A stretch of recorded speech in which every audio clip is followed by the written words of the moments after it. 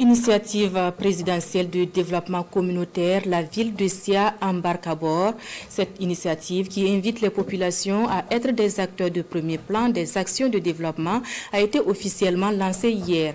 Lancement marqué par les travaux de réhabilitation de l'avenue Madou Konaté dans le quartier Sikasso Sira de Bobo-Dioulasso. Le compte rendu de Drissa Traoré et Kadouro Menki.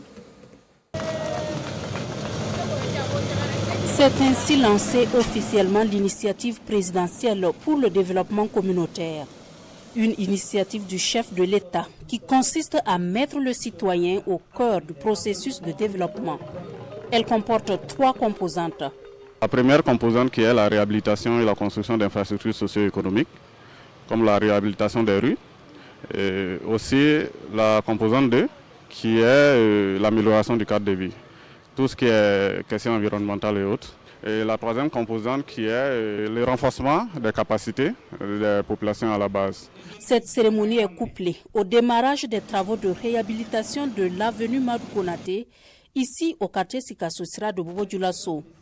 Une rue réhabilitée grâce à la mobilisation des riverains en phase avec l'initiative présidentielle de développement communautaire. À un certain moment, le constat était assez désolant, surtout en saison de pluie. On a sensibilisé dans tous les grains dans le quartier et finalement le message est passé et tout le monde a compris la nécessité effectivement de mettre la main à la poche et c'est ce qui nous a permis aujourd'hui de remettre 200 000 francs.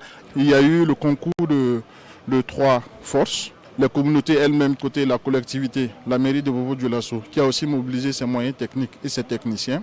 Et nous avons aussi sollicité le concours d'une entreprise privée EKS qui nous a prêté un engin lourd, la niveleuse que vous voyez. Selon le porte-parole des riverains, les contributions se poursuivent et devront permettre d'entreprendre d'autres initiatives de développement toujours pour améliorer leurs conditions et leur cadre de vie.